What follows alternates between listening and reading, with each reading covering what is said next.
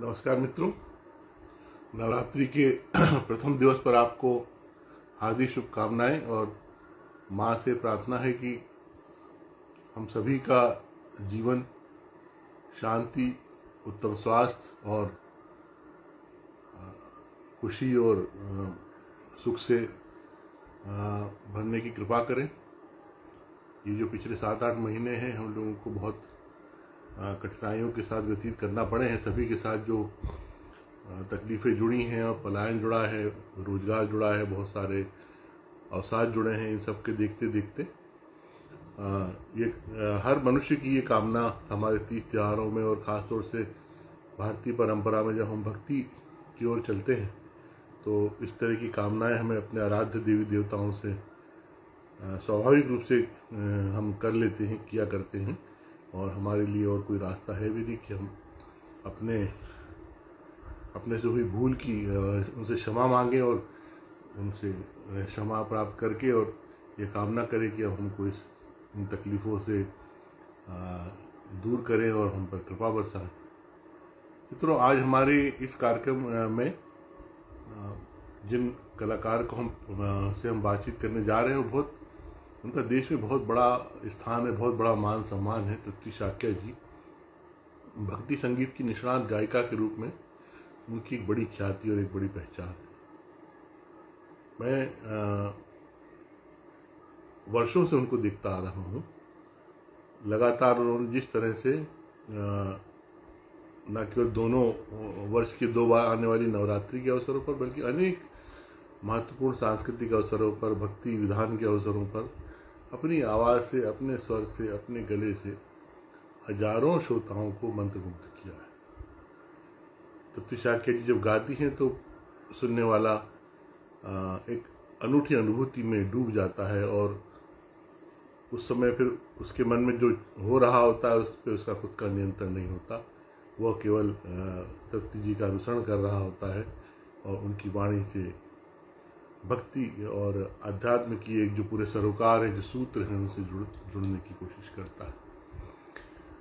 तृप्ति जी हमारे बीच 7:05 पर संभवतः आ जाएंगी। हम उनसे बातचीत करेंगे जीवन और सृजन के बारे में। ये एक बड़ा संयोग ही है कि आज से नवरात्रि का प्रारंभ हो रहा है और आज ही हमारे बीच उन्होंने आना स्वीकार किया। आज पहला दिन है। जिस तरह का वातावरण कोरोना का देश में चल रहा है, अगर ये सब स्थितियाँ ना होती तो निश्चित रूप से आज वे हमारे इस कार्यक्रम का हिस्सा ना बन पाती, क्योंकि कहीं ना कहीं आज वो कार्यक्रम कर रही होती। देवी जागरण, रात्रि जागरण, भक्ति संगीत की अलग जगाने में उनकी बहुत बड़ी पहचान है, बहुत बड़ी भूमिका है। और पूरे देश में प्रतिष्ठित सांस्कृतिक मंचों के द्वारा, राज्यों की सरकारों के द्वारा, केंद्र सरकार के द्वारा उनको बहुत आदर के साथ निमंत्रित किया जाता है। तृप्ति शाक्य जी का अपना स्वभाव, अपना हुनर, अपनी दक्षता और अपना समर्पण अनूठा है। जब वे गाती हैं तब चमत्कार होता है और जब वो अपार संख्या में उपस्थित श्रोताओं को भक्ति रस पर डुबो देती हैं तब भी चमत्कार होता है। उनकी संगीत सभाएं हमेशा उल्लास और खुशी और बहुत एक्साइटमेंट से भरी रहती हैं। उस समय जिस समय वो गा रही होती हैं, वो अपने साथ साथ सुनने वालों को भी शामिल करती हैं, देखने वालों को भी शामिल करती हैं और सभी के सब उस पूरी प्रत्यक्ष स्थितियों का हिस्सा बनकर आनंद का अनुभव करते हैं। उनके पास क्षमता असाधारण है, अद्वितीय है। वे बहुत लंबे समय तक लगातार गा सकती हैं। वे लंबे समय तक बिना थके श्रोताओं को मंत्रमुग्ध कर सकती हैं। खासतौर से उनकी प्रस्तुतियों में जो विविध देवी देवताओं की झांकियाँ निकलती हैं, मंच पर आती हैं, मंच से दर्शकों श्रोताओं के बीच में जाती हैं, उनका एक अलग कौतूहल होता है और वो पूरे उस वातावरण को सजीव बनाने में, उस पूरे वातावरण को भक्ति रस से भर देने में बहुत महत्व का काम करता है। मैं सचमुच आज हमारे मित्र थोड़ा सा धीमी संख्या में आ रहे हैं, लेकिन मैं इस बात के लिए उत्साहित हूँ कि तृप्ति से बात करने का अवसर मिलेगा और उनके जुड़ते जुड़ते उनकी ओर से उनके तमाम साथी जो एक बड़ी संख्या में उनको फॉलो करते हैं वो भी इस कार्यक्रम का हिस्सा बनेंगे और हम फिर उनसे जानेंगे कि वो किस तरह से ये भक्ति रस की यात्रा कहाँ से शुरू हुई है, कैसे शुरू हुई है, किस तरह से लगातार इसको समृद्धि प्राप्त हुई है, ये सब हम उनसे जानेंगे। हम उनका इंतजार करते हैं, वो आती होंगी। इस बीच प्रमोद डेकार्टे जी मेरे साथी ज्वाइन हुए हैं, मैं उनका स्वागत करता हूँ। नीतीश जी का स्वागत करता हूँ, एलिशा जी का स्वागत करता हूँ, शुभदा कपिल जी का स्वागत करता हूँ। हम उनका इंतज़ार करते हैं तृप्ति शाक्य जी का, वो थोड़ी देर में आएंगी और हम उनसे फिर आगे की बातचीत जारी रखेंगे। नमस्ते शुभदा जी। इस कार्यक्रम को हम शनिवार और इतवार 2 दिनों के लिए संयोजित कर पा रहे हैं। मुझे ये भी लगता है कि देश में वैसे तो यशस्वी और प्रतिभा संपन्न कलाकारों की बड़ी संख्या है, लेकिन फिर भी हम ऐसा संभव आज 143वीं कलाकार है तृप्ति शाक्य जी, हम यहाँ तक आए हैं और भी हमारी एक यात्रा धीमे धीमे जारी है। हमसे लोग लगातार जुड़ते रहेंगे, बातचीत करते रहेंगे और इस कार्यक्रम को इंस्टा बातों बातों में वो आप सबका जो अपनापन और जो सहयोग समर्थन मिला है, साथ मिला है, वो मुझे हमेशा याद रहेगा। मैं स्वयं में सोचता हूँ कि एक समय के बाद इस कार्यक्रम को हमें थोड़ा सा अनियतकालीन भी करना पड़े, क्योंकि आकस्मिकता में किस तरह की व्यस्तताएं होती हैं, बहुत शेड्यूल करके हम इस कार्यक्रम को कितना आगे तक कर सकती हैं देखते हैं, अन्यथा फिर हम इसको प्राय कभी कभार किया करेंगे और इसको एक अलग स्वरूप में थोड़ा सा और बेहतर स्वरूप में आपके सामने प्रस्तुत कर इसकी परंपरा को बनाए रखने की कोशिश करेंगे।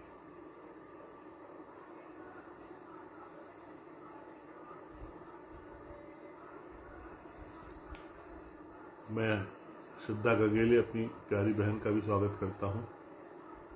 अभी तृप्ति शाक्य जी थोड़ी देर में आती होंगी, 7:05 उनका समय है, पर थोड़ा बहुत आगे पीछे संभव है। उनको इसी तरह से इस कार्यक्रम में ज्वाइन होना है, वो हमने बता दिया था समय पर, तो हम बस उनकी प्रतीक्षा में हैं। उनके जुड़ने पर शुभ संध्या। यह एक हमारे लिए, इस कार्यक्रम के लिए खुशी की बात है कि तृप्ति शाक्य जैसी इतनी बड़ी गायिका जो देश में भक्ति संगीत और जागरण के लिए जानी जाती हैं, उन्होंने आज पहले दिन हमको समय दिया और इस कार्यक्रम में आ रही हैं। मैंने अभी अपने मित्रों से यही साझा किया है कि यदि इस तरह का जो वातावरण ना होता हमारे देश में, दुनिया में, तो आज वो किसी न किसी आयोजन के लिए बहुत व्यस्त होती और शायद हमको आज का समय उनका ना मिल पाता। तो ये एक संयोग है कि हम किसी न किसी रूप में हम आज उनसे मिल पा रहे हैं नवरात्रि के पहले दिन, और ये बातचीत भी लोगों तक पहुंचेगी, बहुत लोगों तक। समय मुझे लगता है कि पर्याप्त हो चला है, 7:10 हो रहा है, हम उनकी प्रतीक्षा में हैं।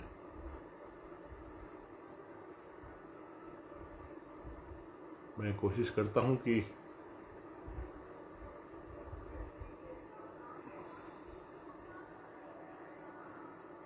उनको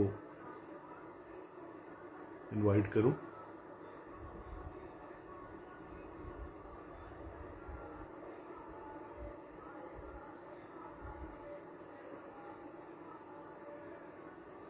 उन तक खबर पहुंचेगी, कोशिश की है।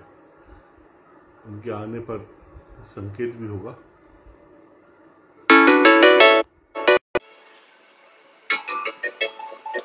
उनका एक कॉल आ रहा है, मुझे लगता है कि कहीं कुछ भ्रम है।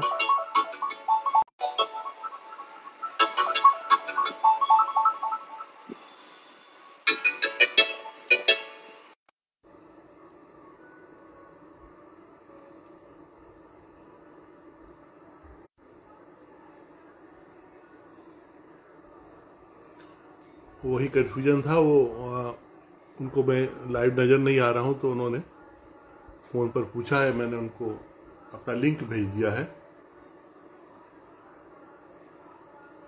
आप सब मुझे देख पा रहे होंगे, मेरी आवाज भी सुन पा रहे होंगे।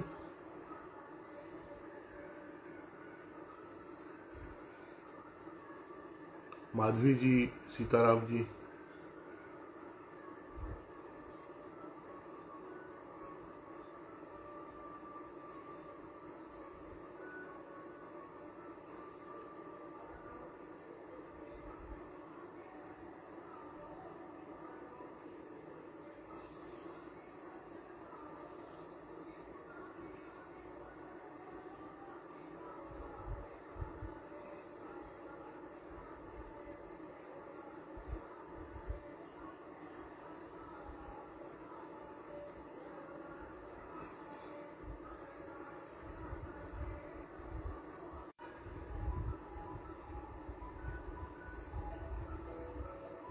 नमस्ते सुमित जी, आप कैसे हो?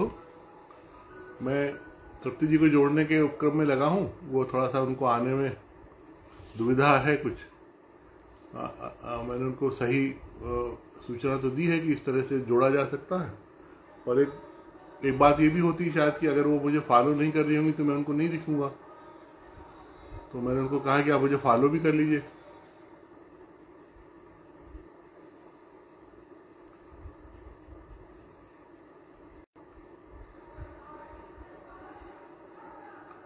कोई काम नहीं, वेट कर रहे हैं।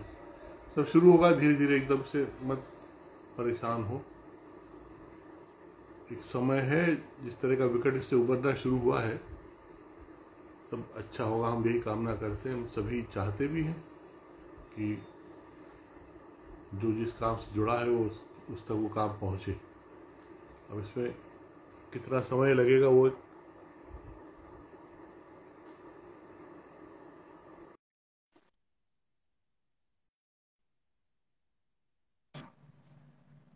नमस्ते। नमस्कार सुनील जी। आवाज आ रही है मेरी आपको? जी हाँ, बिल्कुल आ रही। मेरी आवाज आ रही है आपको? हाँ हाँ, बहुत अच्छे से। ये कुछ कंफ्यूजन था ना, वो फ्रेंड से जुड़ते हैं इस तरह, या जी फॉलो ना जी। किया हुआ, दो में से एक बात हाँ हुई हाँ, थी। वो एक्चुअली मैं फॉलो करना भूल गई थी, इसलिए आप मुझे दिख नहीं रहे थे। हाँ हाँ, आपका जी बहुत स्वागत है। मैं अपने सभी मित्रों को बता रहा था कि किस तरह से आज कितना सुंदर संयोग का दिन है कि आज नवरात्रि प्रारंभ हो रही है। जी जी। और देवी को गाने वाली भक्ति संगीत की इतनी बड़ी गायिका से हम बात करने जा रहे हैं। जी, तो धन्यवाद। आपका मैं बहुत हार्दिक बहुत स्वागत करता हूँ। धन्यवाद। ये एक आपको बताना चाहेंगे कि ये कार्यक्रम हमने मार्च से शुरू किया। और जी जब लॉकडाउन हुआ और ये रहा कि सब कोई कहीं बाहर नहीं निकलेगा तो फिर घर रह के क्या करते, तो जी दस जी। पंद्रह दिन बाद मुझे लगा कि एक लेखकों और कवियों से और कलाकारों से संवाद का एक सिलसिला शुरू करें। बहुत तो अच्छा, बहुत बढ़िया। लाइफ और क्रिएशन को लेकर, जी जी। इसमें लगभग हम आज आप 143 नंबर पे हैं और अच्छा। इतने लोगों से हम बात कर चुके हैं। जी हाँ, ये जी हाँ, सभी बहुत। बातचीत फिर यूट्यूब में भी सुरक्षित रहती है। जी जी जी। एक बड़ा साधारण सा सवाल है जो हर कोई एक दूसरे से करता है कि आप कैसी हैं, उसका आप पहले उत्तर दे दीजिए, फिर हम आगे बढ़ते हैं। मैं बहुत अच्छी हूँ, बहुत सुकून से हूँ। और आशा करती हूँ कि इस समय इंस्टाग्राम पे इस लाइव में जितने भी देखने सुनने वाले जुड़े हैं, सब बहुत अच्छे से होंगे, सकुशल होंगे। और आप कैसे हैं सुनील जी? मैं ठीक हूँ। इस कार्यक्रम को करते हुए एनर्जी, जो क्रिएटिव एनर्जी की जरूरत है हम सभी को, जी और उसके उपाय में हम लोग लगे हैं। ये हम जी। जी कामना करते हुए कि समय ठीक से सब सामान्य हो। जी हाँ। अ, आपने इस बीच ये पूरा जो समय 6 7 8 महीने का था, आपको भी निश्चित रूप से लगातार बंद कर रहना पड़ा होगा। तो क्या बिल्कुल। महसूस किया आपने? देखिए, शुरुआत में तो जब मार्च में इसकी शुरुआत हुई थी और जब लॉकडाउन हुआ, जब तक जी जी। लॉकडाउन नहीं तक चीजें इतनी असाधारण नहीं दिख रही थी। लग रहा था कि बस कुछ दिनों की बात है और सब कुछ सामान्य हो जाएगा बहुत जल्दी। लेकिन जैसे ही जी लॉकडाउन हुआ, उसके बाद 1 हफ्ता बीता, 2 हफ्ता बीता, फिर धीरे-धीरे थोड़ा-थोड़ा डिप्रेशन जैसा फ़ील होने लगा, थोड़ा-सा फ्रस्ट्रेशन भी आने लगा मन में कि ये लॉकडाउन का क्रम ऐसे बढ़ता जा रहा है और आगे पता नहीं क्या होगा। फिर धीरे-धीरे हाँ जैसे-जैसे हम लॉकडाउन में अभ्यस्त हो गए, हम उसी में अपनी चीज़ों को करना शुरू कर दिया। हमने अपने तौर तरीके बदल दिए, बाहर निकलना बंद, घर से ही सारी चीजें मैनेज करना। और बीइंग अ सिंगर हमारे लिए भी ये था कि सोशल मीडिया का बहुत बड़ा मैं धन्यवाद करूंगी कि एटलीस्ट सोशल मीडिया की वजह से हम कलाकार जीवित हैं और अपनी बात, अपनी आवाज, अपने गाने सब सब लोगों तक पहुंचा पा रहे हैं। तो इसके लिए थैंक्स टू सोशल मीडिया। और दूसरी बात ये है कि अब धीरे धीरे हम ऐसे अभ्यस्त हो गए हैं कि अब घर से निकलने का मन नहीं करता। लेकिन बहुत मिस करती हूँ मैं अपने मंचों को, जो सांस्कृतिक आयोजन होते हैं, पब्लिक के सामने गायन प्रस्तुत करना, वो सारी चीजें हम बहुत मिस कर रहे हैं। और काफी कलाकार तो ऐसे हैं जो सिर्फ संगीत पर आधारित हैं या कार्यक्रम पर आधारित हैं, उनके लिए तो बहुत बड़ी चुनौती है। तो सब कुछ ही रहा है जैसे तैसे, बस इसी उम्मीद पर कि आज नहीं तो कल इस मुसीबत से सबको छुटकारा मिलेगा, उसी उम्मीद पे हम हैं और उम्मीद पे ही दुनिया कायम है। अच्छा, आपका तो चूंकि मंच पर आपने एक इतना बड़ा परिवार बना रखा है, जिसमें आपके म्यूजिशियन शामिल हैं और जो कलाकार जो मंच पर विभिन्न स्वरूपों में अवतरित होते हैं, तो एक बड़ा समूह है। तो इन सबके सामने भी उसी तरह का संकट आया होगा और आपको लगातार उनको मोटिवेट करना पड़ा होगा। बहुत बड़ा संकट है उनके लिए, क्योंकि वो सिर्फ उसी पर आधारित है, उनकी रोजी रोटी कार्यक्रम पर आधारित है। और मैंने भी समय समय पर उनकी मदद की है, चाहे वो फाइनेंशियली हो, चाहे मानसिक तौर पर हो, और हर तरीके से उनकी हेल्प करने की कोशिश करती रहती हूँ, उनको हिम्मत उनका बढ़ाती हूँ, और जितना हो सकता है अपनी तरफ से जो कर सकती हूँ मैं करती हूँ। बाकी तो हम सब बस इसी बात का इंतजार कर रहे हैं कि कब ये समय ऐसे बीत जाए जल्द से जल्द और फिर से वापस सब कुछ नॉर्मल हो जाए। अच्छा, कुछ दार्शनिक रूप से कुछ विचार भी आप करती रही इस बीच, क्योंकि आप भक्ति संगीत से जुड़ी हैं और देवी देवताओं की आराधना गाती हैं, उनमें स्वयं लीन होती हैं, हजारों की संख्या में लोगों को लीन कर देती हैं। आपको लगता है कि इस समय के पीछे क्या वजह रही होगी? आपको क्या लगता है? तो सोचा होगा आपने कि ऐसा समय क्यों आया हम सबके दुनिया के सामने? मुझे कभी कभी ऐसा महसूस होता है कि जब भी अति हो जाती है किसी चीज की, तो कुछ ना कुछ ऐसा भूचाल आता ही है। तो ये एक प्राकृतिक रूप से जो हमने प्रकृति के साथ छेड़छाड़ की है, शायद उसका ये नतीजा है। और हम सबको अब संभल जाना चाहिए कि हम प्रकृति को अपने तरीके से रहने दें, उसको ज्यादा छेड़छाड़ ना करें। वो जो प्राकृतिक सौंदर्य है, प्राकृतिक चीजें हैं, उन्हें अपनी जगह पर रहने दें। उनको ज्यादा छेड़छाड़ करेंगे तो उसका नतीजा अच्छा नहीं होगा। और दूसरी बात ये कि लोगों की भावनाएं बहुत बदल गई हैं, इतना ज्यादा क्राइम आप चारों तरफ देख रहे हैं, तो कहीं ना कहीं धरती को भी ये महसूस होता होगा कि ये सब कुछ अनबैलेंस्ड हो गया है सब कुछ।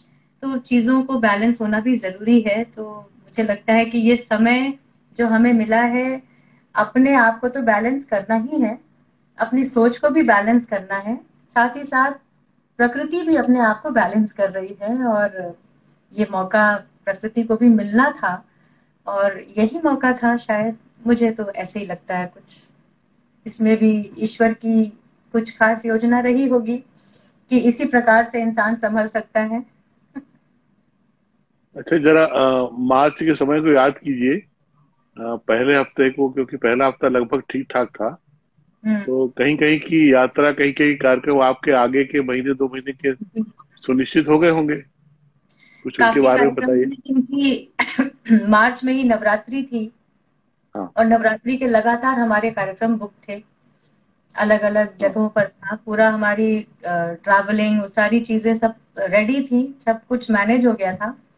अब जैसे ही लॉकडाउन हुआ तो फिर सारे प्रोग्राम्स कैंसिल होते चले गए और सारे हमें टिकट्स और सारी जर्नी सब कैंसिल करनी पड़ी, जिसमें काफी लॉस भी हुआ।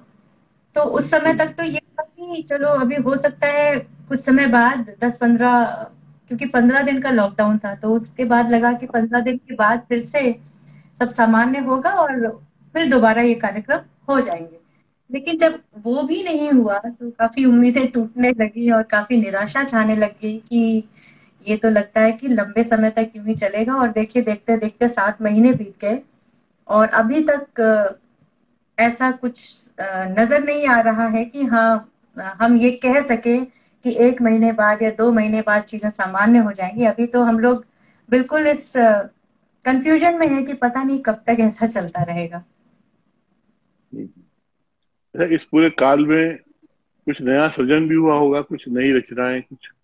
जी हाँ, बिल्कुल। बहुत सारी चीजें बहुत सारे गाने, बहुत सारे भजन मैंने इस दौरान बनाए, क्योंकि अ, भले ही सब कुछ थम गया था, सब कुछ बंद था, हम घर से निकल नहीं सकते थे, लेकिन आवाज और संगीत ऐसा जरिया है कि जिसके माध्यम से हम अपनी बात जन जन तक पहुंचा सकते हैं।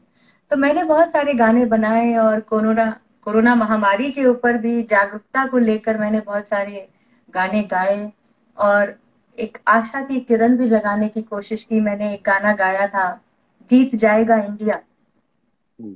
तो वो भी मैंने खुद लिखा। अपने अंदर से एक प्रेरणा जागी कि कुछ ऐसा लिखा जाए, कुछ ऐसी पॉजिटिविटी वाला माहौल थोड़ा सा पैदा किया जाए जिसको सुनकर लोगों को थोड़ा सा पॉजिटिव महसूस हो कि हाँ ये सब अभी थोड़ी देर समय के लिए है, आगे चल के सब कुछ ठीक हो जाएगा। तो वो गाना मैंने बनाया, जीत जाएगा इंडिया। और बहुत सारे गाने अवेयरनेस के तौर पर कि कोरोना महामारी से कैसे सजग रहना है, कैसे अपने आप को बचाना है, कि घर में रहेंगे तो ज्यादा सुरक्षित रहेंगे। तो एक हम्म। गजल गाई मैंने, घर में रहिए तो मुलाकात दोबारा होगी। बहुत सारे गाने मैंने ऐसे बनाए और भजन मैंने बनाए। तो हर महीने कुछ ना कुछ करती ही रही मैं। एक तो क्या है कि हम आपको एक ही स्वरूप पे जानते हैं, और वो भी भक्ति और अध्यात्म का स्वरूप है। लेकिन उसके अलावा भी कोई कुछ ऐसे रुझान होंगे जो एक्टिवली आप करते होंगे, तो क्या जी उनका भी कुछ समय आया था इन छुट्टियों में या आराम में? हाँ। देखिए बहुत सारा समय मिला। और पहली बार तो इतने लंबे समय से हमें अपने घर पे रहने का अवसर मिला, जो हमें हम्म। पहले नहीं मिला करता था। पहले 2-4 दिन के लिए घर आते थे, फिर भाग जाते थे, जहाँ अलग कार्यक्रम होता था वहां भागना होता था। भाग दौड़ होती रहती थी और बहुत ही कम सुकून का समय मिल पाता था। लेकिन हम्म। कोरोना आ जाने की वजह से हम लोगों को इतना लंबा सुकून भरा समय मिलेगा ये तो किसी ने सोचा ही नहीं था। हम्म। लेकिन मैंने अपनी पूरी प्रॉपर दिनचर्या बनाई। मैंने सोचा कि अब ये समय पता नहीं कब तक है, लेकिन इसको जितना अच्छे से अच्छा हम बिता सकें वो हमारे लिए ज्यादा अच्छा होगा। हमें अपनी पॉजिटिविटी को बरकरार रखना है, साथ ही साथ अपने मेंटल हेल्थ और फिजिकल हेल्थ दोनों का ध्यान रखना है। क्योंकि हम्म। जब हम स्वस्थ रहेंगे, अंदर से भी स्वस्थ रहेंगे, मेंटली फिट रहेंगे, तो हमें डिप्रेशन का सामना नहीं करना पड़ेगा या हमें कहीं भी मायूसी फील नहीं होगी। बस हमेशा एक ऊर्जा रहेगी अंदर और ये प्रतीक्षा में हम रहेंगे कि आज नहीं तो कल सब कुछ ठीक होने वाला है। तो ये पर्सपेक्टिव हमें लेके चलना है। तो इसके लिए मैंने अपनी पूरी दिनचर्या बनाई। सुबह इतने बजे उठना, फिर योगा करती हूँ मैं। बाबा रामदेव जी का प्रोग्राम आता है इंडिया टीवी पर, वो देख करके योगा भी करती हूँ। फिर उसके बाद अपना बाकी का काम करके संगीत का रियाज करती हूँ। इतना रियाज करने का समय मैं मुझे पहले नहीं मिलता था, लेकिन हम्म। आजकल तो फुल टाइम मिलता है रियाज करने का। खूब गाना गाती हूँ और थोड़ा थोड़ा हारमोनियम बजाना शुरू किया, सीखना शुरू किया। मैंने सोचा कि समय का सदुपयोग किया जाए किसी भी तरीके हाँ। से। कभी कभी कुछ हाँ। गाना सीख लिया। और अपनी जो गाने बनाने का वो सब रूटीन वर्क वो तो चल ही रहा था, साथ ही साथ कभी खाना बनाना, घर के काम करना, जो मैं कभी नहीं करती थी। इस बार सारा काम मैंने, घर का भी काम, झाड़ू पोछा बर्तन कुकिंग सब कुछ किया। हर चीज का आनंद उठाया और हर चीज को एंजॉय करके किया और कर रही हूँ। हम्म। ये कितना सुखद है कि एक अ, सम्मानजनक स्थान पर पहुंचकर आप सब जी इतनी सब बातें सोचती हैं। कभी आप अपने बचपन को याद करती होंगी? आप, मैं पढ़ रहा था कहीं कि इटावा शहर से हैं आप। जी जी, और इटावा में मेरा जन्म हुआ है। मेरी बर्थ जी प्लेस इटावा है, लेकिन पढ़ाई लिखाई पालन पोषण सब इलाहाबाद में हुआ, प्रयागराज जिसे अब जाना जाता है। जी जी। क्योंकि मेरे फादर प्रोफेसर थे, एग्रीकल्चरल यूनिवर्सिटी में वो कार्यरत थे, तो यहीं पर रह करके मैं पली बड़ी और यहीं से मेरा संगीत का भी सफर शुरू हुआ। हम्म। 11-12 साल की उम्र से मैंने गाना शुरू कर दिया था, मंचों पर प्रस्तुति देना शुरू कर दिया था, तो इस तरह से यहीं से मेरी शुरुआत हुई। आपने कहीं पर कहा था कि बहुत छोटी उम्र में जो माँ मौसी घर परिवार के लोग जो परंपरा के गीत गाया करते थे उसमें आप सहभागिता किया करती थी।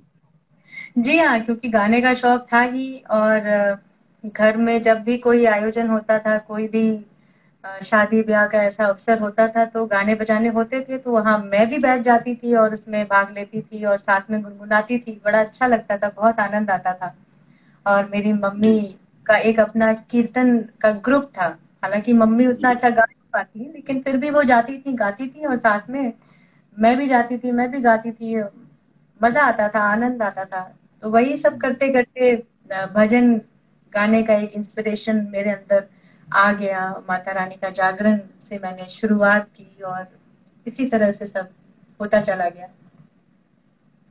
आप मुख्य रूप से आप दुर्गा जी देवी शक्ति को आप गाती हैं तरह तरह से, उनके जी हाँ। व्यक्तित्व को देकर आपका क्या एक अपना आध्यात्मिक सोच बना हुआ है। देखिए, माँ तो हम माँ को शक्ति के रूप में जानते हैं, और माँ से बड़ी शक्ति इस दुनिया में कोई है ही नहीं। फिर वो जी चाहे जन्म देने वाली माँ क्यों ना हो। एक जन्म देने वाली माँ जिस प्रकार से अपने बच्चे को संजोती है, संवारती है, निखारती है, उसे बड़ा करती है, उसी प्रकार ये शक्ति जो है, जगत जननी माँ जिसे हम कहते हैं, ममतामयी माँ है। वो भी अपने भक्तों को अपने बच्चे की तरह संजोती है, संवारती है, निखारती है। और आप माँ से कुछ मांगे या ना मांगे, वो अपने आप सब कुछ देती है। जैसे हमारी जन्म देने वाली माँ हमें सब कुछ बिना मांगे देती है। उसे पता होता है कि बच्चे को कब भूख लग रही है, तो अपने समय समय पे वो अपने आप देती है। इसी तरह वो जो जगत जननी माँ है, वो भी इसी तरह से दया करती है अपने भक्तों पर, और भक्तों की जब जो जरूरत होती है उसको वो पूरा करती है। बहुत ही दयालु है और ममतामयी माँ है। इसलिए मैंने एक भजन अभी गाया, इस हाँ। नवरात्रि पर विशेष मैंने रिलीज किया है, ममतामयी माँ मैंने टाइटल हाँ। रखा। क्योंकि माँ हम्म। ममतामयी है। वो जब जी देने पर आती है तो इतना देती है कि आप संभाल ही नहीं सकते हैं। तो मैं चाहूंगी कि उस भजन की मैं 2 लाइन। हाँ, जरूर, हमको अच्छा लगेगा सभी को सुनना। बहुत ही सुंदर लिखा है, श्री हरि किशन बैरागी जी ने इस भजन को लिखा है, और इसकी कंपोजिंग मैंने की है। तो आप सबको सुनाती हूँ। जरूर जी। हर मुश्किल को मेरी माँ, ओ,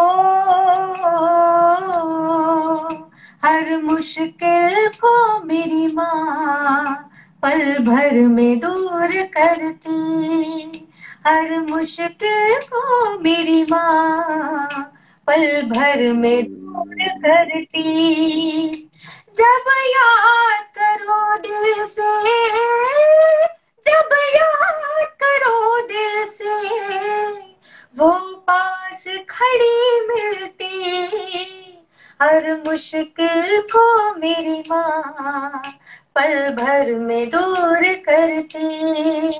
हर मुश्किल को मेरी माँ पल भर में दूर करती।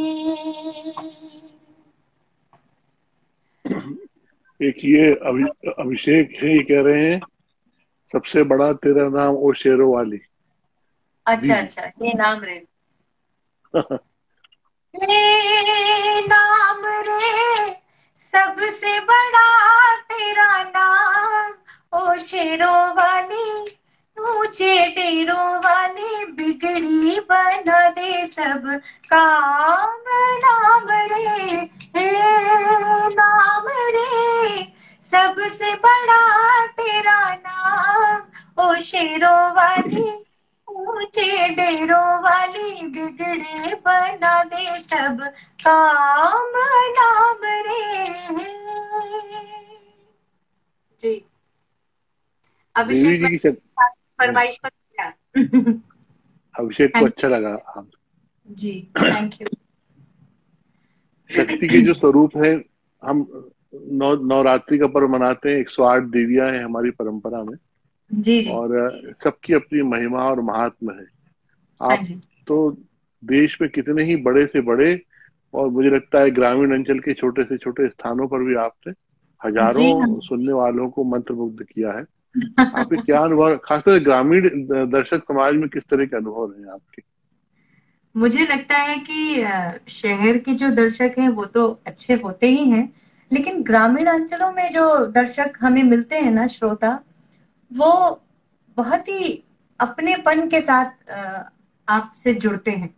और जब भी मेरा कभी ऐसे ग्रामीण इलाकों में जाना हुआ है, मेरा बहुत ही अच्छा अनुभव रहा है, क्योंकि वो आपको इस तरह से लेते हैं जैसे कि उनके बीच में कोई देवी या देवता आ गए हों। और हम्म। मैंने तो उन्हें मेरे पाँव छूते देखा है और मेरे पाँव पे गिरते देखा है। उनको ऐसा लगता है कि ये साक्षात देवी ही हमारे बीच आ गई है। तो ये उनका प्यार, उनका ये जो भाव होता है, ये देखने लायक हाँ, होता है। और मुझे लगता है कि गांव में जो प्यार और सम्मान, जो अपनापन आपको मिलता है, वो कहीं और नहीं मिल सकता। वो उनमें बड़ी निश्चलता होती है, और वो जिस तरह से बिल्कुल। मिलते हैं वो और सच्चे दिल से मिलते हैं। निस्वार्थ भाव से वो आपसे जुड़ते हैं, आपसे मिलते हैं। कोई उनका स्वार्थ नहीं होता है, बस उनको खुशी होती है कि उनके बीच में कोई आया, और वो एकदम आपको एकदम देवता के समान ट्रीट करते हैं। आप उनको, उनका आह्वान भी करती है। बहुत से लोग जी जहाँ खड़ा बैठा होता है नाचने गाने लगता है। जी जी और बिल्कुल। वो सब जिस तरह से वो एक पूरी सभा को जीवंत करते हैं। जी मैं यहाँ बहुत। आपके आने से पहले लोगों को बता रहा था कि अत्यधिक समय, मतलब एक छोटे से समय से लेके रात रात भर लगातार गाना, ये सब आसान काम नहीं है। जी और जी इस सबको बिल्कुल। आपने आपने वर्षों से निभाया है, अब तो आप उसके अभ्यस्त हो गई हैं। लेकिन कभी भी बीच में आपको क्या थकान वकान नहीं लगती?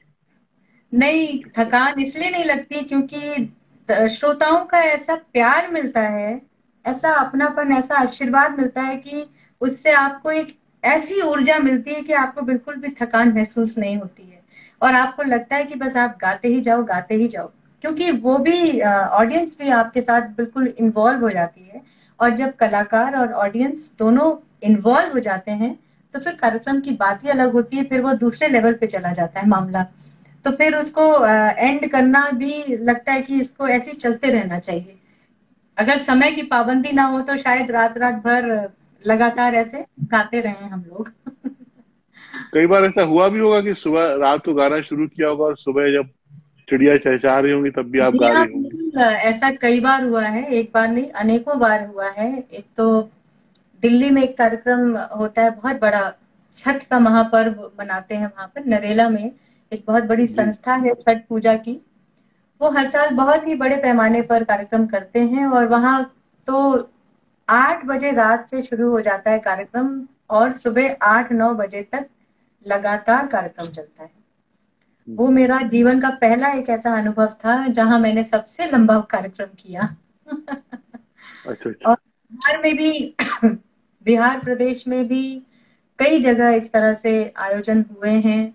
हालांकि अब सरकार ने थोड़ा समय की पाबंदी लागू कर दी है कि 10 या 11 बजे तक कोई भी कार्यक्रम समाप्त कर दिया जाए। तो ये कर सभी के लिए अच्छा होता है, क्योंकि कलाकार भी लगातार, हम सिंगर्स तो गाते ही रहेंगे, लेकिन जो बजाने वाले म्यूजिशियंस होते हैं ना, हाँ, वो हाँ, थक हाँ। जाते हैं बेचारे, क्योंकि उनका लगातार हाथ चलता है। ढोलक वादक हो या इंस्ट्रूमेंट प्लेयर्स जितने भी हैं, उनको हम्म। थोड़ी दिक्कत हो जाती है लगातार बजाने में। हम लोगों को तो बीच बीच में रेस्ट मिल भी जाता है, म्यूजिक पार्ट में हम रेस्ट कर लेते हैं, लेकिन उनके हाथ लगातार चलते हैं। तो उनको देखते हुए फिर ये लगता है कि नहीं, समय की पाबंदी होना भी जरूरी है। वो जो आपका जो सबसे ज्यादा लोकप्रिय भजन है, कभी राम मन के वाला, जी ये ये किस किस सन में, किस काल में फेमस हुआ था? आपने कब गाया था सबसे पहले? ये मैंने गाया था सन 2000 में। जी। और जब इसको मैं गा रही थी, रिकॉर्ड कर रही थी टी सीरीज के दिल्ली वाले स्टूडियो में, फिल्म सिटी में जो उनका स्टूडियो है, सुपर जी। जी। कैसेट में, तो मैं गाते वक्त मुझे बिल्कुल भी ये महसूस नहीं हो रहा था कि ये मैं जो भी गा रही हूँ आगे चल के देश या विदेशों में लोग मुझे इस भजन के द्वारा जानेंगे। ये तो मैंने कभी सोचा ही नहीं था। लेकिन जब गाने के जी। बाद ये एल्बम रिलीज हुआ मार्केट में, जी। रातों रात इस कदर इस एल्बम की डिमांड हुई और इस कदर ये एल्बम पॉपुलर हुआ, हिट हुआ, कि हर गली मोहल्ले में, हर मंदिर में, हर जगह चारों तरफ यही भजन सुनाई पड़ता था। तो ये मुझे लगता है कि भगवान की सबसे बड़ी ब्लेसिंग मेरे लिए थी। और मैंने कभी सोचा भी नहीं था कि ईश्वर मुझे कभी इतनी बड़ी कामयाबी देंगे। मैं इसके लिए ईश्वर को हमेशा धन्यवाद देती हूँ, हमेशा।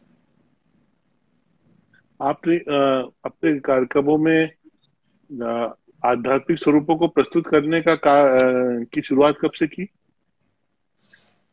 मैं जब 12 वर्ष की थी, तब से ही मैंने देवी जागरण का कार्यक्रम शुरू कर दिया था। देवी जागरण करती थी, ऑर्केस्ट्राज में जाती थी। बहुत बचपन हाँ। से ही मैं मंच पर गाती आ रही हूँ। और बहुत ही अच्छा अनुभव, हर मंच पर एक अलग ही अनुभव मिलता था। लोगों का इतना प्यार और आशीर्वाद मिलता था कि बस देखते ही बनता था। और श्रोताओं का जो प्रोत्साहन था, वो मुझे और इंस्पायर करता था कि मैं और मेहनत करूं, और अच्छा गाऊं, और बेहतर करूं। तो ये जनता जनार्दन का, श्रोताओं का ही प्यार और आशीर्वाद है जो मैं बेहतर से बेहतर करती गई। क्योंकि हम्म। श्रोताओं से ही किसी भी कलाकार को इंस्पिरेशन मिलता है और बेहतर करने का।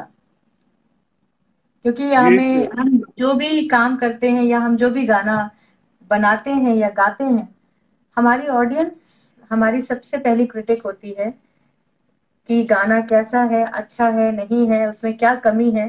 तो ये हमें ऑडियंस बताती है, तो मैं उसे बहुत ही पॉजिटिव अप्रोच से लेती हूँ। क्योंकि वो जो भी राय मशवरा देते हैं, वो ये अपना समझ के देते हैं। वो मुझे अपना कलाकार या अपना सिंगर समझते हैं, इसलिए वो मुझे राय दे रहे हैं। तो मैं अपने हर प्रशंसक की बात को हमेशा तवज्जो देती हूँ। मैं वो जानना चाह रहा था कि जो झांकी आप प्रदर्शित करती हैं, जी इसकी जी। शुरुआत कब से की? कब आपको लगा कि आपके पूरे कार्यक्रम में ये एक नवाचार, नया प्रयोग? और ये ये भी इसकी भी शुरुआत तभी से हुई थी जब मैंने कभी राम बनके कभी श्याम बनके एल्बम गाया। इसका एक हाँ। भजन है, मनिहारी का भेष बनाया, श्याम हाँ। चूड़ी बेचने आया। इस भजन को जब भी मैं मंच पे गाती थी तो मैं ये फील करती थी कि ये थोड़ा सा ना हाँ। ड्रामेटिक भजन लगता है मुझे। इस पर कुछ करना चाहिए, इसको दर्शाना चाहिए। सिर्फ गाने में आनंद नहीं आएगा अगर हम इसमें कन्हैया जी को मंच पर ले आए, साथ में राधा जी को ले आए, तो इसमें क्या बात। चार चांद लग जाएगा प्रस्तुतिकरण में। वो जो हम्म। भाव है भजन का कि मनिहारी का भेष बनाया, श्याम चूड़ी बेचने आया, अगर हम इसको लाइव दर्शाएं तो ऑडियंस को और मजा आएगा। और मैंने पहली बार ऐसा प्रयोग किया। हमारे ग्रुप में एक नृत्यांगना थी बहुत अच्छी, और हम्म। उनके साथ एक छोटा बच्चा बालक, शुरुआत हम्म। वहां से। तो वो बालक कन्हैया बनता था और वो स्वयं राधा बनती थी, और मैं जी। गाना गाती। और लाइव दोनों लोग जो परफॉर्म करते थे, और हम तीनों का जो मिल के जो तालमेल होता था, वो केमिस्ट्री इतनी अच्छी लगती थी ऑडियंस को कि फिर धीरे धीरे उसका स्वरूप हम बढ़ाते चले गए। फिर और लंबा मैंने वो ग्रुप कर दिया, थोड़े और मेंबर्स बढ़ा दिए, रास लीला करने लगे। तो उसका आनंद पब्लिक को आने लगा और मजा आने लगा। हमको भी बहुत मजा आता था। ऑडियंस जब एंजॉय करती थी उस चीज को तो मुझे बहुत खुशी होती थी। तो ये वहीं से शुरू हुआ। इस चीज की देन वो भजन है, मनिहारी का भेष बनाया, श्याम चूड़ी बेचने आया। गा दीजिए 2 लाइन। जरूर। मनिहारी का भेष बनाया, श्याम चूड़ी बेचने आया, छलिया का भेष बनाया, श्याम चूड़ी बेचने आया। कभी राम बन के कभी श्याम बन के चले आना, प्रभु जी चले आना।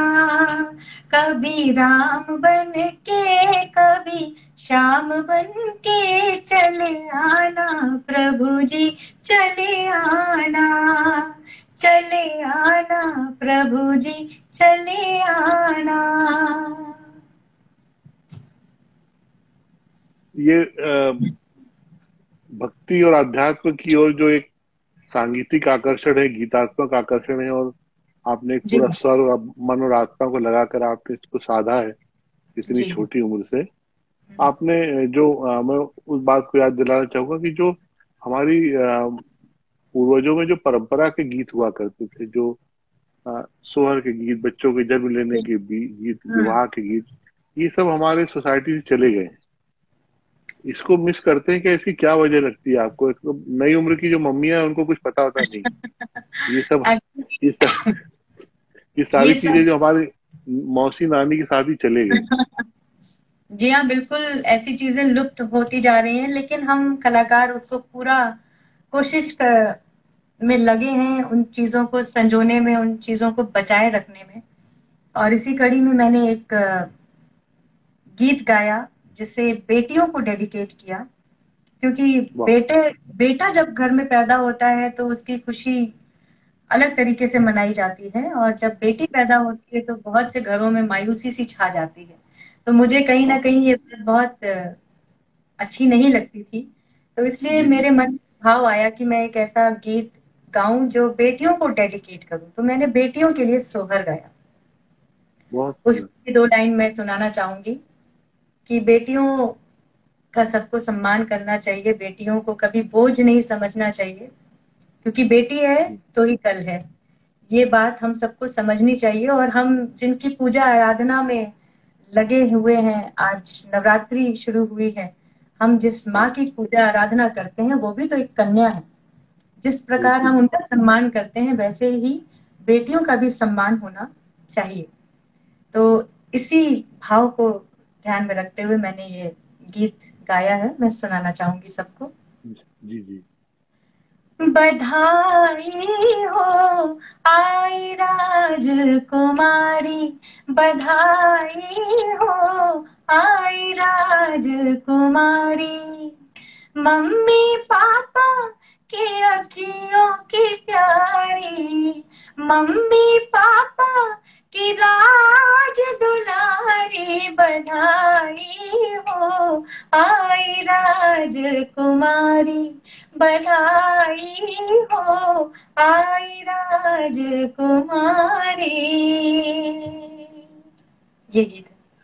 इस बात को सचमुच हम लोग बहुत मिस करते थे कि भारतीय परंपरा में बेटियों के गीत है ही नहीं, ढूंढने नहीं मिलते। नहीं।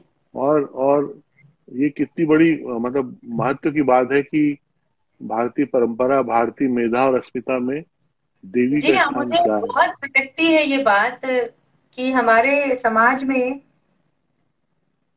सारे व्रत पूजा बेटों के लिए, जितनी भी माताएं व्रत करती हैं, पूजा करती हैं, बेटों के लिए है, लेकिन बेटियों के लिए कोई ऐसी पूजा नहीं है।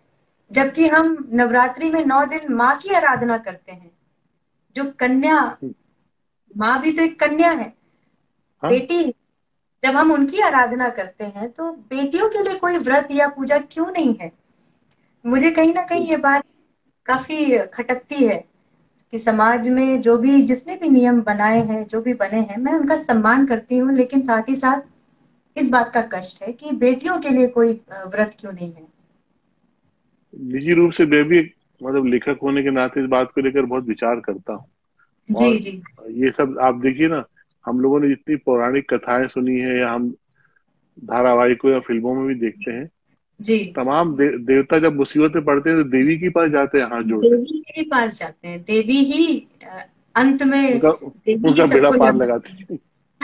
देवी ही बेड़ा पार लगाती है। लेकिन नाथ ने स्वयं अपने आप को माँ काली के आगे सरेंडर किया, तब जाकर के वो प्रलय से बचा पाए थे। माँ काली ने सब संभाला, उस प्रलय को अपने हाथ में लिया और उस सिचुएशन को संभाला। ये जो देवी के जो दो प्रमुख रूप हैं, एक शांत वाला और एक ये काली जी वाला रौद्र रूप वाला, तो जी। रौद्र रूप और इस पूरी पर्सनालिटी को लेकर भी आपने कोई रचना गाई होगी? माँ काली के ऊपर भी मैंने बहुत रचनाएं गाई हैं। और अम, अभी एकदम से याद नहीं आ रही, लेकिन बहुत हाँ सारी मैंने महिषासुर मर्दिनी गाया है। हाँ हाँ। अभी पिछले साल ही रिलीज हुआ था, वो गाया मैंने। और वो गाते समय तो मुझे अंदर से ऐसा महसूस हो रहा था कि मेरे अंदर साक्षात काली का रूप आ जाएगा अगर मैं इसको ऐसी लगातार गाती रहूंगी। तो वो इतना अ, ऐसी ऊर्जा है उस महिषासुर मर्दिनी में कि आप गाते गाते अपने आप को माँ काली का ही स्वरूप समझने लग जाएंगे। इतना पावरफुल है वो, बहुत पावरफुल है। तो ये सब चीजें हैं। और आज बड़ा कष्ट होता है देख करके हमारे समाज में जिस तरीके से बेटियों का जो हाल है, वो सब देख के बहुत दुख होता है, बहुत कष्ट होता है कि एक तरफ हम देवी की पूजा करते हैं और दूसरी तरफ बेटियों को हम इस तरह से प्रताड़ित करते हैं, या इतनी ऐसी वारदातें हो रही हैं, ऐसी घटनाएं हो रही हैं कि देख के बिल्कुल बहुत बहुत रूह कांप। तकलीफ दे। बहुत तकलीफ दे। ये सब मैं इस बात को लेकर भी मुझे बहुत आश्चर्य होता है कि इसका जो एक बहुत सामाजिक जो जहाँ से अब शुरुआत होती है, हम ये सोचते हैं कि कैसे एक आम आदमी में किसी भी व्यवस्था के प्रति कोई भय नहीं रह गया। बिल्कुल नहीं है। उसको पुलिस से डर और नहीं ये है सब उसको। और ये सब इसलिए मुझे लगता है, इसका कारण यही है कि हमने शुरू से बेटों को प्राथमिकता दी। बेटों के लिए व्रत पूजा सब कुछ है, बेटियों के लिए कुछ नहीं है। तो इसके पीछे मुझे ये भी एक कारण लगता है। ये भी एक कारण मुझे लगता है, बड़ा कारण, कि बेटियों का सम्मान इसीलिए नहीं है, बेटियों को इसीलिए बोझ समझा जाता है और इसलिए लड़के भी परवाह नहीं करते हैं। हमारे मोदी जी ने तो बहुत अच्छा कदम उठाया, बेटी पढ़ाओ बेटी बचाओ बेटी पढ़ाओ का नारा दिया और ये संकल्प लिया उन्होंने बेटियों की रक्षा का। लेकिन फिर भी हमारे समाज में इतनी बुराई है, ऐसे ऐसे लोग हैं जो बिल्कुल सोचने को या समझने को तैयार नहीं है इस बात को। तो मैंने बल्कि लिखना या कहना शुरू किया अपने मंचों पर कि बेटी बेटी बचाओ बेटी पढ़ाओ और बेटों को समझाओ। हमारे समाज में परंपरा है कि हम बेटियों को ही समझाते रहते हैं, बेटों को समझाने का काम कौन करेगा? ये भी तो हम्म, माँ बाप की जिम्मेदारी है। हम्म। मैं बहुत निजी रूप से सोचता हूँ कि जो हमारे न्यायपालिका है, जो पुलिस प्रशासन है, और जो इन सब जगहों पे कई बार हम लोग कभी कभी किसी व्यक्ति का उदाहरण देते हैं ना कि वो बहुत स्ट्रिक्ट है, जी सख्त है। तो मुझे लगता है कि कोई भी घटना होने के बाद हम लोग सिहर जाते हैं बहुत बुरी तरह जी से। जी जी। लेकिन हमें लगता है कि कहीं ना कहीं भावी घटना को रोकने के लिए कोई एक बहुत सघन और सख्त चेतावनी जैसी जारी होनी चाहिए देश के बिल्कुल स्तर होना पर, देश के मुखिया से, प्रदेश के मुखियाओं से, कि अगर चाहिए। इस तरह की कोई घटना हमारे देश या हमारे राज्य में होगी तो उसका परिणाम बहुत बुरा होगा। पूरा होगा। इतना आप डराओगे नहीं तब तक शायद कुछ ना होगा। नहीं, अब देखिए ना, इतना लंबित हो जाता है कोई भी मामला, निर्भया वाला भी मामला इतना लंबा कोई भी खिंच हो। गया और इतने सालों बाद जाकर के सजा मिली, तो उसका भय जो होना चाहिए था वो सब खत्म हो जाता है लोगों में। वही वही इसलिए ऐसी कड़ी से कड़ी सजा होनी चाहिए जिसका भय लोगों में पैदा हो, और भय से फिर हाँ वो ऐसे काम करने से डरेंगे। वही डर वही। नहीं है समाज में, लोगों में डर नहीं है, इसलिए ऐसे अपराध होते हैं। एक अराजक पूरी जितना पढ़ा लिखा समाज, जितना आधुनिक समाज है, जितना विकास हो रहा है, उतना ही उस ढंग का अपराध होने लगा है। जी जी तो बिल्कुल।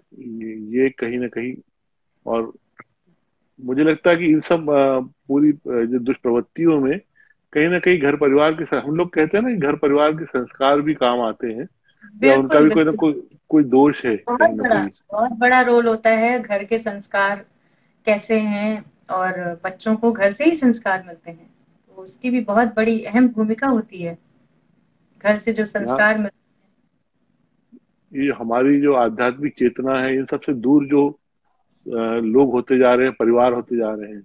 जी और वही है कि जो एक नई जनरेशन जो धीरे धीरे बाहर आ रही है, नई पीढ़ी के माता पिता जो हैं, 26, 27, 28 साल के जो नए नए गार्जियन बनते हैं, उनके यहाँ जी कहीं ना कहीं कोई अध्यात्म या भक्ति की कोई स्पेस नहीं है या कम है बहुत। जी ऐसा जी आपको लगता है? जी हाँ, बिल्कुल। क्योंकि हम लोग बाकी चीजों पर तो बहुत ध्यान देते हैं। हमारे पहनावा ऐसा होना चाहिए, हमारी बोलचाल ऐसी होनी चाहिए, हमारा स्टेटस ऐसा होना चाहिए। हम बच्चा पैदा होते ही अंग्रेजी पे फोकस करने लगते हैं, लेकिन हम ये भूल जाते हैं कि हमारा जो आधार है, हमारा बेस है, हमारी जो संस्कृति है, हमारी जो ओरिजिनलिटी है, पहले हमें जी। उसे भी डेवलप करना जरूरी है, उसको भी निखारने की जरूरत है। और बच्चों में बचपन से वो सारी चीजें होनी चाहिए। और यदि ये सब चीजों का प्रयास होगा तो निश्चित रूप से समाज में बहुत सुधार आएगा।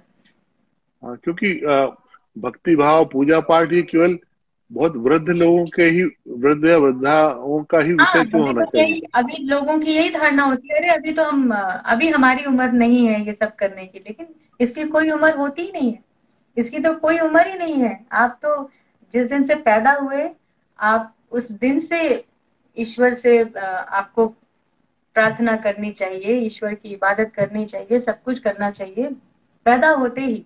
क्योंकि कहा जाता है कि जब बच्चा 9 महीने गर्भ में रहता है तो जी। ईश्वर से ये विनती करता है कि मुझे जल्द से जल्द इस नरक से निकालो। मैं निकलते ही आपकी आराधना, आपकी पूजा भक्ति में लीन हो जाऊंगा, मैं आपकी भक्ति करूंगा। लेकिन जैसे ही वो गर्भ से बाहर आता है, वो दुनिया की मायावी चकाचौंध में वो उसी में इन्वॉल्व हो जाता है और ये भूल जाता है कि उसने ईश्वर से क्या वादा किया था गर्भ में। हम्म, सही बात है। हम ये मानकर, हमको ये सोचना चाहिए और मानना चाहिए कि हमारे समय में, हमारी भारतीयता में जो संवेदनशीलता और मानवीयता की, करुणा की जो कमी आई है, उसकी दोबारा से प्रतिष्ठापना बहुत जरूरी है। जी, बहुत जरूरी है, बहुत। हम देवी की प्रतिष्ठापना करते हैं, आज हमने की है। ये मैं अब वही कह रहा था कि आज अगर सब दिन की तरह सारा वातावरण सामान्य होता तो आज तृप्ति जी का समय मिल पाना आज हमारे लिए मुश्किल होता। हाँ, इसको अगर हम इस पॉइंट ऑफ व्यू से देखें तो सही है कि ये खाली समय जो हमें मिला है, अपना आकलन करने का समय है, आत्मचिंतन करने का समय है। और लोगों के साथ जितनी वार्ता हम अभी कर रहे हैं, इतनी वार्ता तो हमने कभी किसी के साथ की ही नहीं। इतना समय ही जी। नहीं होता था कि हम लोगों से लंबी लंबी वार्ताएं करें। लेकिन अभी जो समय है, अभी तो लगता है कि बस अपने इष्ट मित्रों से जितना अधिक से अधिक आप वार्ता करिए और जितना अधिक से अधिक उनके कांटेक्ट में रहिए, वही अच्छा लगता है। क्योंकि समय काटना कभी कभी मुश्किल हो जाता है। तो यही सब फिर से वही मैं दोहराना चाहूंगी कि सोशल मीडिया का बहुत बड़ा अ, इसके लिए धन्यवाद करना चाहूंगी कि जिसकी वजह से हम सब एक दूसरे से कनेक्टेड हैं। हम्म। और ये सब तकनीकी आविष्कार भी बहुत जल्दी से हुए इसी बहुत लॉकडाउन जल्दी के से। समय में, और जिससे मुझे हम लगता है सब कि ऐसे बात कर पाए। अच्छा हुआ कि ये सारी चीजें लॉकडाउन से पहले ही आविष्कार हो चुका था इनका, ताकि अगर ये पहले हुआ होता और उस समय ये सोशल मीडिया नहीं होता तो पता नहीं हम क्या कर रहे होते, हमारा समय कैसे बीतता, हम कैसे लोगों से इंटरेक्ट करते या कैसे मुलाकात होती, बहुत मुश्किल था। लेकिन अच्छा है कि ये सब आविष्कार पहले ही हो गए। मैं आपका बहुत आभारी हूँ। हमारा समय 1-2 मिनट का बचा है। जी जी आपने बहुत उदारता पूर्वक ये समय दिया और हम लोग एक अच्छी बात कर सके। जी आ, और ये सब आपके मनोभाव और आपकी एक पूरी यात्रा को हम जान पाए। बहुत सारी शुभकामनाएं, और इस कामना के साथ कि फिर से सारी रौनक स्थापित हो और आप उसी संसार में लौटे और जी। हजारों आपका लोगों के बीच में बहुत वही। धन्यवाद। आपका भी बहुत बहुत धन्यवाद सुनील जी, मुझे इस कड़ी में जोड़ने के लिए। और बहुत अच्छा लगा आपसे आज वार्ता करके। काफी लंबे समय बाद हम एक दूसरे से जुड़े हाँ, हैं और बात कर रहे हैं। कार्यक्रमों में कई बार मुलाकात हुई है, हाँ, लेकिन इस हाँ, तरह से लेकिन इतनी मीठी बात करने का आज अवसर मिला है। जी जी, और ये शुभ दिन भी है। मैं बहुत शुभकामना देता हूँ और ये कामना करता हूँ कि आप वापस से इस दुनिया में लौटे और जी जी, वही धन्यवाद। 10-15-20 हजार लोगों की भीड़ आपको, जी आपका जी, अभिनंदन बिल्कुल। करे और आपकी बहुत वंदना करे। बहुत बहुत धन्यवाद। बड़ा। जय माता दी।